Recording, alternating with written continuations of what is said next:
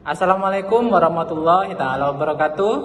Pertama-tama saya ucapkan terima kasih kepada yang terhormat Prof. Dia selaku dosen pengampu manajemen pemasaran lanjutan yang telah memberikan kesempatan kepada kelompok kami untuk mempresentasikan apa yang telah kami diskusikan. Sebelum memasuki materi, izinkan kelompok kami untuk memperkenalkan diri terlebih dahulu. Saya Censa Fika Wahyulanda dengan NIM 220812010001. Saya Kamalina Citra Fadila dengan akhiran NIM 1002. Perkenalkan, nama saya Ferry Andika dengan NIM akhir 1003. Perkenalkan, nama saya Agung Halim Musyawibawa dengan NIM akhir 1014. Perkenalkan, nama saya Putri Bambang Indira Safitri dengan NIM terakhir 1015. Perkenalkan, nama saya Sylvia Meggy Suyitna dengan NIM akhir 1025. Baik, di sini saya akan menjelaskan tentang lingkup pemasaran. Oleh karena itu, sebelumnya pemasaran secara umum dapat didefinisikan sebagai suatu strategi yang dimana untuk memperoleh kepuasan dan memenuhi kebutuhan konsumen dengan cara menjual produk kepada calon konsumen. Selain itu, terdapat juga definisi pemasaran dari para ahli seperti Kotler dan Keller yang telah diterjemahkan oleh Bob Sabran pada tahun 2008 yang telah dinyatakan sebagai berikut.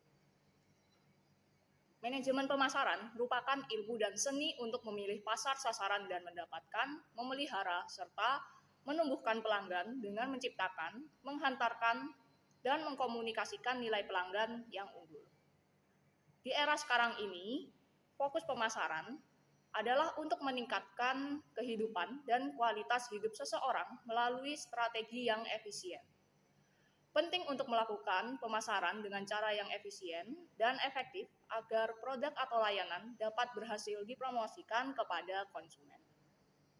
Selanjutnya, dalam praktik pemasaran, para ahli mengatakan bahwa semua perusahaan dapat mengalami 3 tahap pemasaran, antara lain yaitu pemasaran entrepreneurial, lalu pemasaran yang terumuskan, dan pemasaran entrepreneurial. Adapun penjelasannya, pertama untuk pemasaran entrepreneurial, yaitu mengacu pada banyak perusahaan yang berasal dari individu-individu yang sukses dan cerdas. Mereka berusaha keras untuk menarik perhatian orang atau konsumen sendiri dengan mencoba menghubungi semua orang. Lalu yang kedua, pemasaran yang terumuskan, yaitu setelah mencapai kesuksesan, perusahaan kecil perlu mengadopsi atau mengubah strategi pemasaran yang lebih efektif. Dan yang terakhir yaitu pemasaran entrepreneurial, yaitu konsisten dalam memantau data Nielsen terbaru. Nah, data Nielsen ini apa? Jadi data Nielsen ini merupakan suatu platform yang berisi tentang data pengukuran audiens, data dan analitik, serta membentuk masa depan media dari perusahaan itu sendiri. Nah, selanjutnya memeriksa data yang disajikan dalam laporan riset pasar dan memantau perkembangan hubungan antara perdileran serta memantau perubahan perilaku konsumen. Namun, dalam gagasan sebelumnya, banyak orang awam berpikir bahwa sekup pemasaran itu hanya melibatkan penjualan produk dan layanan saja. Tetapi sebenarnya pemasaran itu mencakup lebih dari itu. Untuk mendapatkan pemahaman yang lebih mendalam tentang pemasaran, berikut ini adalah 10 sekup pemasaran untuk dipahami. Di antaranya yaitu ada barang, jasa, pengalaman, peristiwa, orang, tempat, properti, organisasi, informasi, dan yang terakhir yaitu gagasan. Nah, lalu untuk penjelasannya sendiri yaitu yang pertama, barang atau goods, yaitu di mana pemasaran menjual serta menawarkan produk yang dibuat oleh perusahaan industri kepada publik atau pemerintah. Lalu yang kedua yaitu jasa atau servis. Pemasaran menjual produk dari perusahaan yang membuat layanan seperti penata rambut, layanan transportasi seperti bis, pesawat, kapal, dan sungai, rumah sakit, tempat pijat, dan lainnya. Lalu yang ketiga, pengalaman atau experience. Seseorang dapat membuat, menampilkan, dan memasarkan pengalaman yang lebih beragam dengan menggabungkan berbagai layanan dan barang. Misalnya anggota multi-level tidak hanya menjual barang saja, tetapi juga menjual pengalaman mereka selama mereka menawarkan atau menjual barang tersebut. Lalu yang keempat, peristiwa atau event. Di sini pemasaran mengiklankan sebuah peristiwa yang terkait dengan peristiwa bersejarah atau yang penting, atau ada acara-acara yang penting. Contoh seperti acara ulang tahun perusahaan, terus pentas seni, bazar Ramadan, dan sebagainya. Lalu yang kelima yaitu orang atau person. Di sini pemasar memasarkan segala macam keahlian yang dimiliki oleh orang tersebut. Contoh seperti adanya konser musik, demo memasak yang dilakukan oleh chef yang terkenal, dan sebagainya. Lalu yang keenam yaitu tempat atau place. Di sini pemasar memasarkan kota atau negara atau wilayah bagian tertentu untuk menarik para wisatawan beda daerah, investor yang mencari tempat untuk perusahaan baru maupun tempat tinggal. Yang ketujuh yaitu properti atau properties.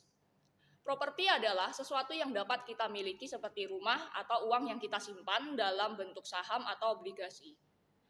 Nah, di sini contoh dari properti itu sendiri adalah seperti penawaran rumah unit baru, penawaran saham perusahaan, dan penawaran yang berkaitan dengan saham atau obligasi itu tadi. Lalu yang kedelapan yaitu organisasi atau organization. Di sini dengan usaha maksimal, organisasi berusaha untuk menangkap pandangan positif orang lain. Kehadiran mereka membawa kepuasan dan kegembiraan bagi orang-orang di berbagai lembaga seperti universitas, organisasi masyarakat, dan partai politik. Lalu yang kesembilan yaitu informasi atau information. Pada dasarnya, informasi diproses dan disebarkan oleh lembaga pendidikan seperti sekolah dan universitas dengan memberikan biaya atau bayaran tertentu bagi orang tua, siswa, dan masyarakat. Dan terakhir yaitu 10 gagasan atau ideas. Setiap penawaran pasar berisi ide dasar utama. Sebagai contoh, seorang anggota tim memberikan ide brilian untuk mengembangkan perusahaan seperti menghasilkan produk baru, memperluas jaringan bisnis, dan sebagainya. Menurut para ahli marketing, pasar pemasaran memiliki 4 bagian lingkungan pasar yang berbeda. Untuk lebih jelasnya dapat dijabarkan secara singkat sebagai berikut. Yang pertama ada pasar konsumen, pasar bisnis, sebagai tambahan, pasar global, dan pasar nirlaba dan pasar pemerintah. Untuk pasar konsumen, merupakan perusahaan yang menjual barang dan layanan seperti makanan ringan, pasta gigi, televisi, dan tiket pesawat yang menghabiskan banyak waktu untuk mencoba membuat merek mereka terkenal. Sebagian besar keunggulan mereka terletak pada kemampuan mereka untuk menciptakan produk berkualitas tinggi dan penampilan yang menarik, serta secara aktif mengiklankan dan memberikan layanan yang memuaskan. Nah, lalu untuk tambahannya yaitu pasar bisnis. Mohon maaf sebelumnya di PPT tidak dicantumkan, tapi di sini saya akan menjelaskan untuk yang pasar bisnis. Jadi pasar bisnis ini merupakan perusahaan untuk menjual barang dan jasa bisnis yang harus berurusan dengan pembeli yang berpengalaman dan tahu banyak informasi akan produk tersebut. Mereka juga dianggap berkompeten dalam mengevaluasi penawaran dari pesaing. Dalam konteks pemasaran bisnis, penting bagi para pemasar untuk menunjukkan kepada orang lain tentang produk yang mereka tawarkan. Lalu bantuan ini akan memungkinkan pelanggan bisnis untuk mencapai tujuan keuntungan mereka sendiri. Dan yang ketiga, pasar global. Pasar global merupakan perusahaan yang menjual produk mereka ke pasar global dengan menghadapi keputusan serta tantangan yang lebih kompleks. Keputusan harus dibuat oleh mereka tentang di mana negara yang akan mereka kunjungi dan bagaimana mereka akan menerapkan langkah-langkah untuk masuk ke sana. Mereka dapat memilih untuk menjadi eksportir, lisensi, bisnis mitra, atau kontrak, maupun mengelola pabrik mereka sendiri. Lalu yang terakhir yaitu pasar nirlaba dan pasar pemerintah. Perusahaan yang melakukan bisnis dengan organisasi nirlaba seperti yayasan, universitas, lembaga amal, atau lembaga pemerintah harus mempertimbangkan harga untuk memenuhi kemampuan pembelian masyarakat yang terbatas. Sebagian besar pembeli dari pemerintah ingin penawaran paling banyak dan lebih cenderung memilih penawaran harga terendah, bahkan tanpa mempertimbangkan faktor-faktor yang memfasilitasi. Nah, pada saat ini kita sudah sampai di slide terakhir untuk membahas tentang lingkup pemasaran. Nah, lingkup pemasaran yang terakhir ini, menurut Kotler dan Keller, ada beberapa alasan yang menyebabkan perubahan di dunia pemasaran. Di antaranya dapat dijelaskan dengan poin-poin berikut ini. Di sini ada 3 poin. Sebenarnya ada banyak poin, tetapi di sini saya akan menjelaskan dan menyebutkan yang secara umumnya saja. Nah, yang pertama itu ada terdapat perubahan teknologi. Lalu yang kedua globalisasi, dan yang ketiga tingkat persaingan yang semakin ketat. Nah, untuk yang pertama terdapat perubahan teknologi ini, bentuk pemasaran sudah mulai menggunakan jaringan elektronik, misalnya intranet, extranet, dan melalui internet. Lalu yang kedua tentang globalisasi, yaitu ditandai dengan adanya perubahan peningkatan di bidang teknologi transportasi dan cara pengiriman suatu barang. Seperti sekarang, kalau dulu menggunakan kantor pos, sekarang bisa menggunakan kurir dari berbagai ekspedisi yang sudah tersedia. Apalagi sekarang ekspedisi itu kan sudah banyak banget. Contohnya seperti JNT, JNE, Shopee, dan sebagainya. Lalu yang terakhir yaitu tingkat persaingan yang semakin ketat. Di sini perubahan persaingan produk yang berasal dari dalam negeri atau domestik dan merek-merek produk dari luar negeri itu sendiri. Sekian itu presentasi dari saya, dan selanjutnya akan dijelaskan oleh rekan saya. Terima kasih. Baik, di sini saya akan menjelaskan tentang konsep pemasaran. Konsep pemasaran di sini terbagi menjadi 5. Yang pertama ada konsep produksi. Konsep produksi yaitu para konsumen membeli produk lebih dari sekedar untuk memenuhi kebutuhannya. Yang kedua, para konsumen menaruh perhatian kepada mutu, kualitas, atau produk.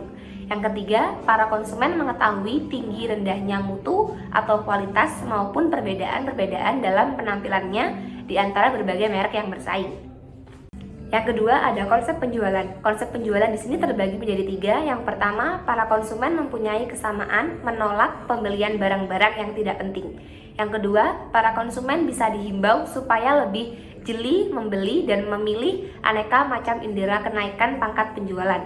Yang ketiga, tugas perusahaan merupakan pengorganisasian departemen yang berorientasi dalam penjualan yang kuat menjadi kunci keberhasilan buat menarik mempertahankan pelanggan ataupun konsumennya. Yang ketiga ada konsep pemasaran. Konsep pemasaran sendiri yaitu yang pertama, para konsumen bisa dikelompokkan pada bagian pasar yang berbeda-beda tergantung dalam kebutuhan dan asa mereka. Yang kedua, para konsumen ada pada bagian manapun akan menentukan tawaran menurut perusahaan yang paling mereka memuaskan atas kebutuhan dan asa yang tertentu. Yang ketiga, tugas perusahaan artinya meneliti dan menentukan target pasar di mana menyebarkan tawaran acara pemasaran yang efektif menjadi kunci mempertahankan para pelanggan maupun konsumen. Dan yang keempat ada konsep pemasaran sosial. Konsep pemasaran sosial di sini juga terbagi menjadi 3. Yang pertama ada keinginan konsumen selalu segaris menggunakan kepentingan jangka panjang mereka atau kepentingan jangka panjang warga. Yang kedua, para konsumen akan semakin menentukan perusahaan yang menampakkan minat terhadap terpenuhinya hasrat dan kepentingan jangka panjang.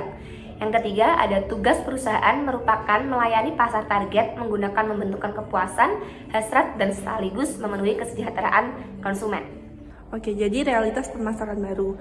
Yang pertama yaitu kekuatan masyarakat umum. Jadi kekuatan masyarakat umum ini perubahan fundamental dalam pasar yang disebabkan oleh faktor hasil kekuatan masyarakat utama yang sering saling terkait menghasilkan pola perilaku, peluang, dan tantangan yang baru. Antara lain, yang pertama, revolusi digital dalam teknologi informasi dan jaringan. Hal ini mengacu pada perubahan mengenai bagaimana informasi diakses, berbagi, dan diproses dengan adanya kemajuan teknologi.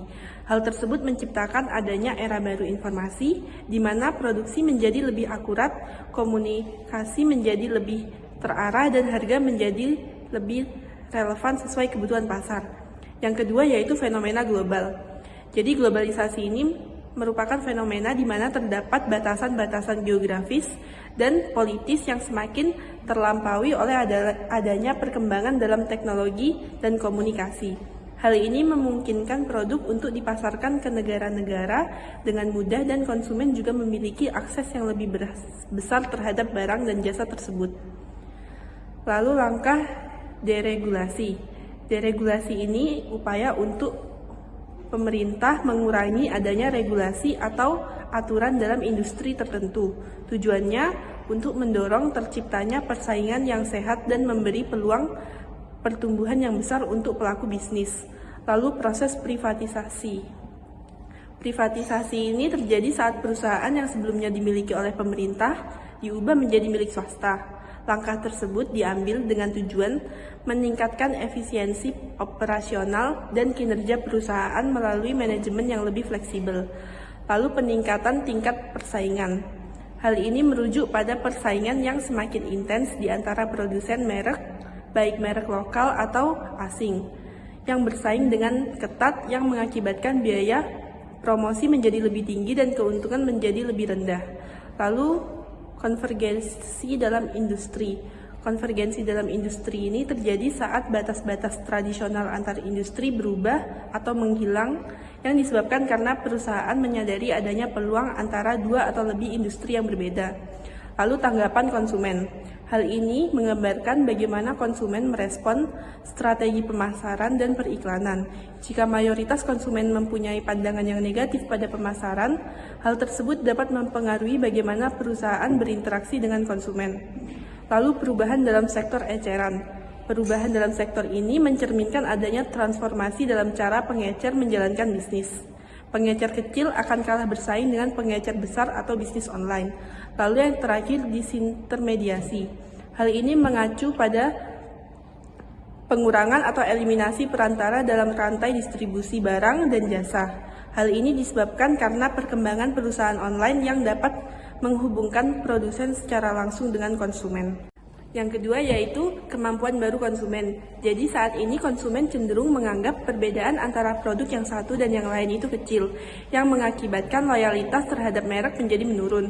Mereka juga menjadi lebih sensitif terhadap faktor harga dan kualitas, serta upaya pencarian mereka akan dinilai. Antara lain yaitu yang pertama, kenaikan daya beli yang signifikan. Yang kedua, barang dan jasa yang lebih beragam. Yang ketiga, akses terhadap sejumlah besar informasi tentang hampir semua hal. Lalu yang keempat, lebih nyaman dalam memesan dan menerima produk. Yang kelima, kemampuan untuk membandingkan catatan produk dan layanan.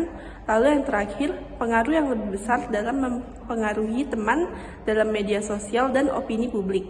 Lalu yang terakhir yaitu kemampuan baru perusahaan. Jadi, kemampuan baru perusahaan ini digabungkan untuk menciptakan sejumlah kemungkinan baru bagi bisnis saat ini. Yang pertama yaitu pemasar dapat memanfaatkan internet sebagai platform untuk penjualan dan informasi yang kuat, memperluas jangkauan geografis mereka untuk memberikan informasi pada pelanggan dan mempromosikan bisnis dan produk mereka ke seluruh dunia. Lalu yang kedua, peneliti dapat mengumpulkan data yang lebih lengkap dan beragam mengenai pelanggan, prospek, dan pesaing di pasar. Lalu yang ketiga, manajer dapat mempermudah serta mempercepat komunikasi internal dengan para karyawan melalui internet sebagai private internet.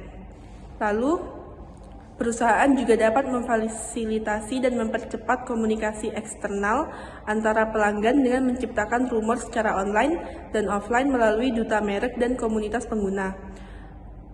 Lalu yang kelima, pemasar sasaran dan komunikasi dua arah menjadi lebih mudah dengan adanya majalah perdagangan, saluran TV, dan grup berita online. Lalu yang keenam, pemasar dapat mengirimkan iklan, kupon, sampel, dan informasi kepada pelanggan yang telah meminta atau yang telah memberi izin kepada perusahaan untuk mengirimkannya kepada mereka. Lalu yang ketujuh, bisnis dapat mencapai pelanggan saat berpergian dengan strategi pemasaran berbasis seluler. Lalu yang ke-8, bisnis mampu menghasilkan produk yang berbeda untuk individu. Apakah dipesan secara langsung, secara telepon, ataupun online. Berkat adanya perkembangan dan kustomisasi pabrik, komputer, internet, dan tampilan basis data, perangkat lunak pemasaran. Lalu yang ke-9, manajer dapat meningkatkan pembelian, perekrutan, pelatihan, dan komunikasi secara internal maupun eksternal. Lalu yang terakhir, pembeli bisnis memiliki potensi untuk melakukan penghematan yang signifikan dengan menggunakan internet untuk membandingkan harga dari berbagai penjual dan bahan pembelian melalui lelang atau dengan mengacu pada ketentuan mereka sendiri. Yang selanjutnya yaitu orientasi perusahaan terhadap pasar. Pada abad ke-21, orientasi perusahaan terhadap pasar masih menjadi faktor kritis dalam keberhasilan bisnis. Namun, perubahan dalam lingkungan bisnis, teknologi, dan preferensi konsumen telah mengubah cara perusahaan berinteraksi dengan pasar.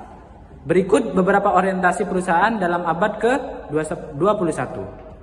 Yang pertama yaitu orientasi pelanggan atau customer orientation, merupakan pendekatan di mana perusahaan mengarahkan perhatiannya lebih kuat pada pemahaman terhadap kebutuhan, preferensi, dan harapan konsumen. Perusahaan diharapkan lebih berfokus pada upaya memahami konsumen mereka daripada sebelumnya, dengan bantuan akses yang lebih mudah terhadap data konsumen dan kemampuan analitik yang kuat. Perusahaan memiliki peluang untuk menghasilkan produk dan layanan yang lebih cocok dengan keinginan pasar yang ada. Dengan menerapkan orientasi pelanggan ini, perusahaan dapat membangun hubungan yang lebih baik dengan pelanggan, mengidentifikasi peluang baru, dan meraih keunggulan kompetitif dengan merespon lebih tepat terhadap perubahan kebutuhan dan selera konsumen. Lalu yang kedua yaitu orientasi nilai atau value orientation, mengacu pada usaha perusahaan untuk menyediakan manfaat tambahan yang nyata kepada pelanggan. Konsep ini meliputi aspek harga semata dan mencakup berbagai faktor penting seperti kualitas produk, fitur unggulan, dan pelayanan yang baik, serta dampak positif terhadap lingkungan dan masyarakat.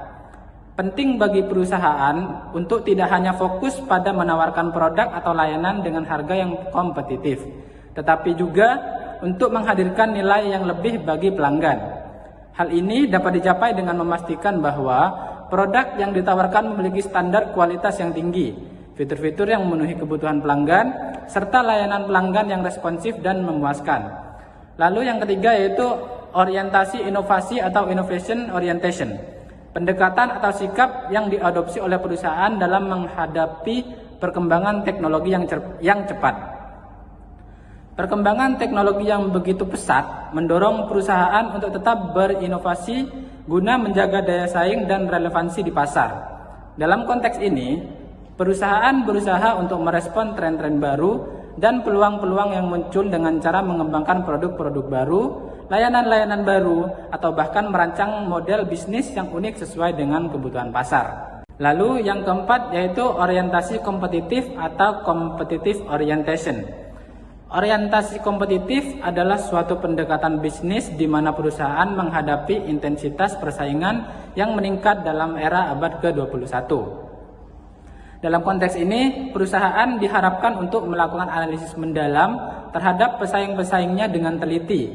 Hal ini mencakup dan mengidentifikasi dengan akurat keunggulan-keunggulan kompetitif yang dimiliki oleh perusahaan lain dalam industri yang sama atau serupa. Dengan pemahaman yang mendalam mengenai posisi relatif dari perusahaan terhadap pesaing, perusahaan dapat merumuskan strategi yang tepat untuk memenangkan persaingannya.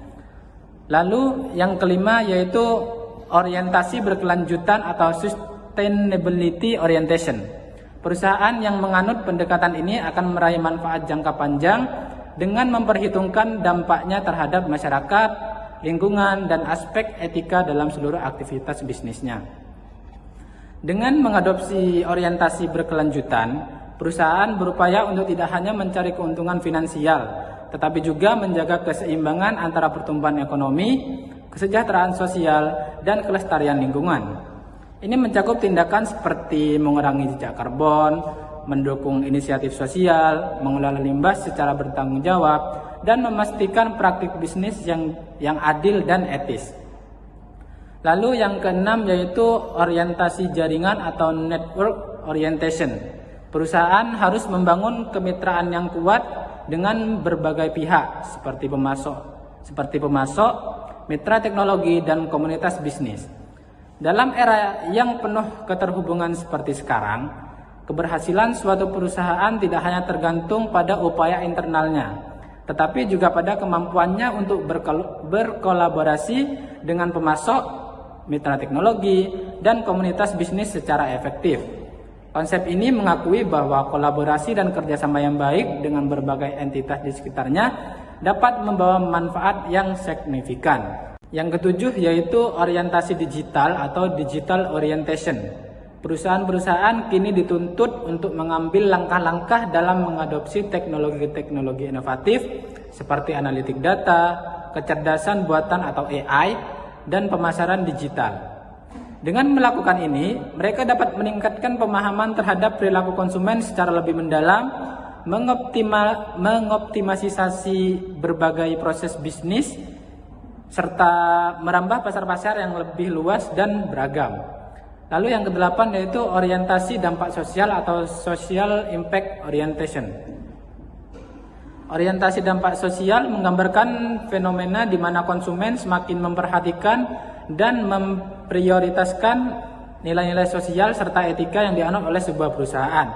Nah, konsep orientasi ini melibatkan komitmen yang kuat terhadap tanggung jawab sosial, dukungan aktif terhadap inisiatif-inisiatif sosial yang bertujuan untuk perubahan positif, serta memberikan kontribusi yang bermanfaat bagi masyarakat secara keseluruhan. Oke, yang selanjutnya di sini ada pergeseran paradigma pemasaran. Paradigma adalah bagaimana cara kita melihat dunia. Paradigma juga dapat menjelaskan tentang dunia dan memprediksi perilakunya. Dari perspektif manajemen, pergeseran paradigma pemasaran menunjukkan suatu proses pengambilan keputusan manajemen yang meliputi analisis, perencanaan, pelaksanaan, dan pengendalian di bidang manajemen. Oke, pergeseran paradigma pemasaran dapat dilihat sebagai berikut. Di sini ada 5. Yang pertama ada pergeseran dari mass marketing ke target marketing. Dari pemasar satu macam produk untuk semua orang menjadi produk tertentu untuk kelompok tertentu. Pemasar lebih memfokuskan pada kelompok pelanggan yang teridentifikasi dan bukan kepada semua kelompok. Contohnya, seperti kelompok kita lebih memfokuskan kepada pakaian perempuan muslimah.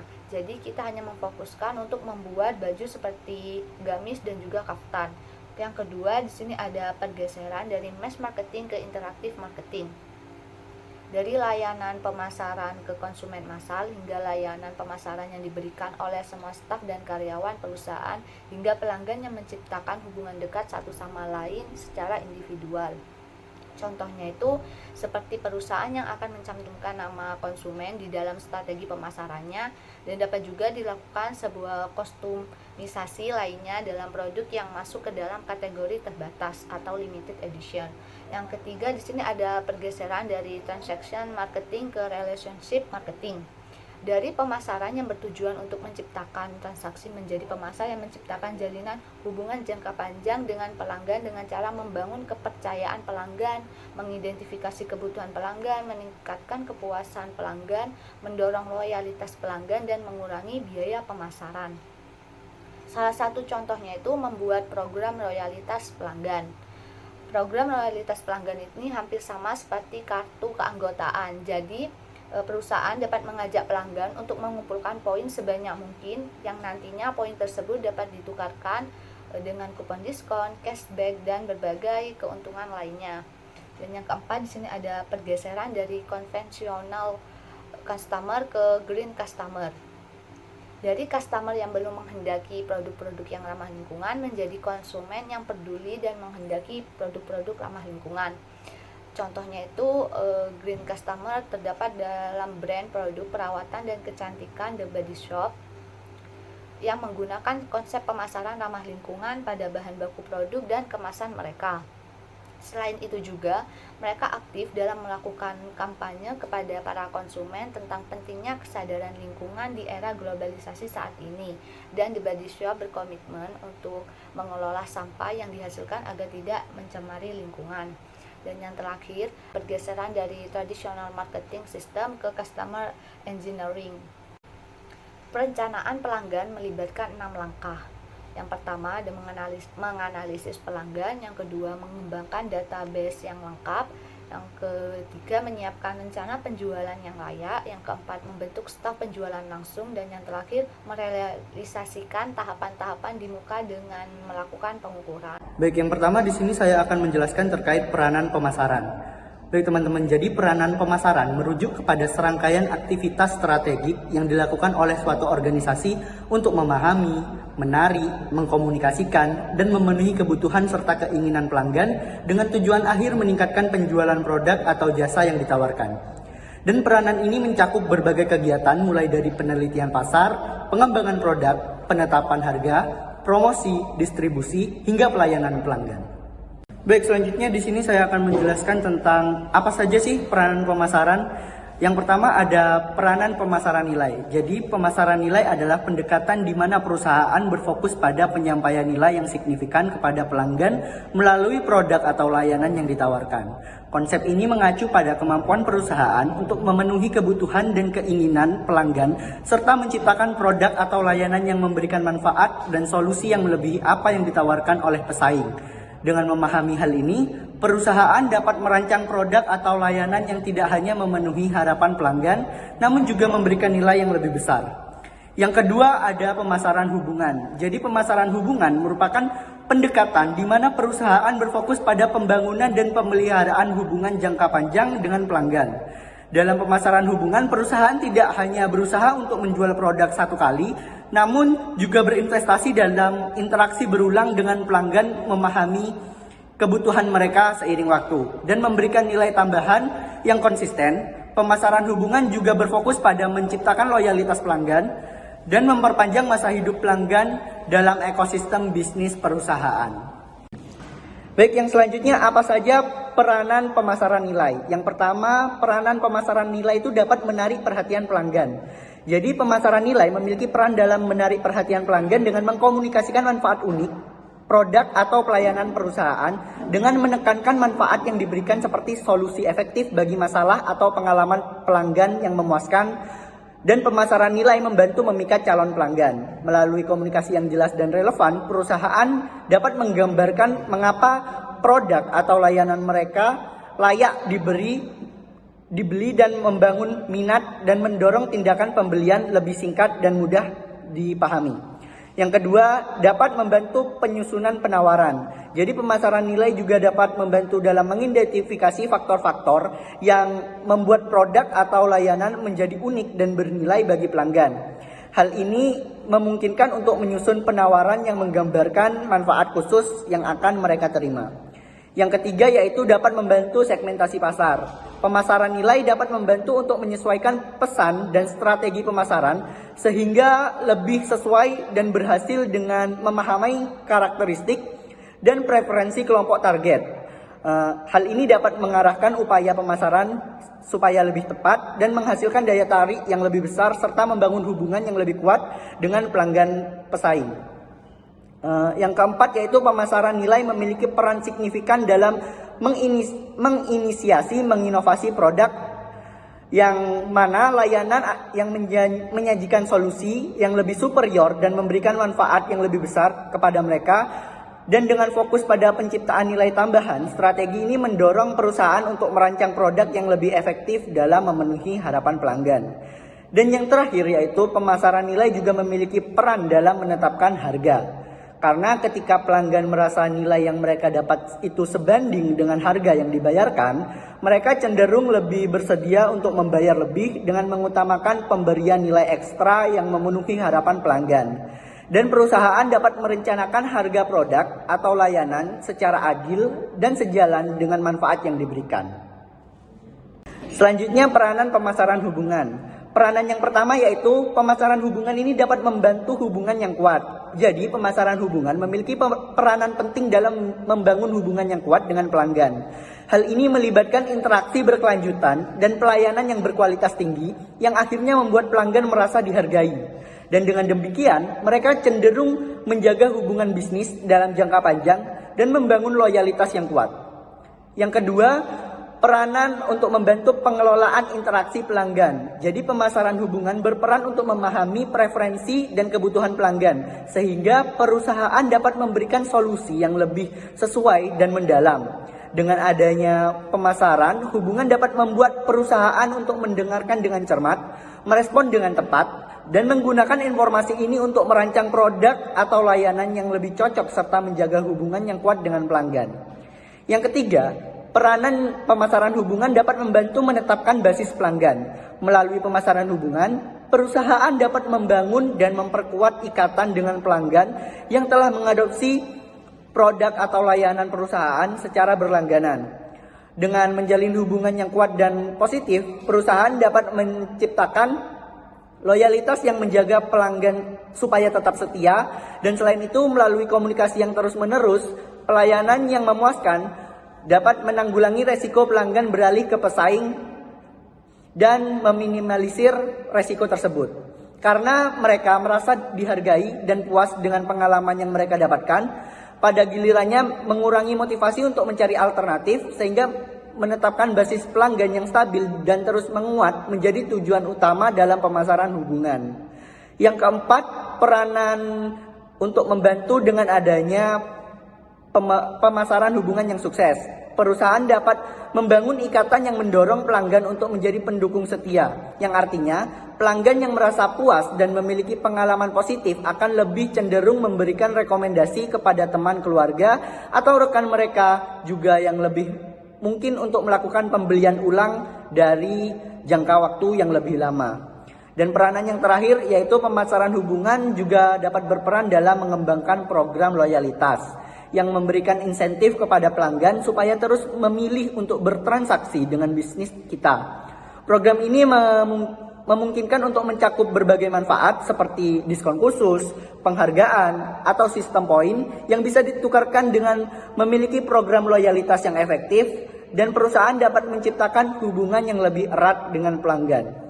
Baik, dengan begitu keduanya bekerja secara sinergis di mana pemasaran nilai itu menarik perhatian pelanggan dan membawa mereka ke dalam lingkungan bisnis. Sementara pemasaran hubungan menjaga mereka supaya tetap berada di dalamnya.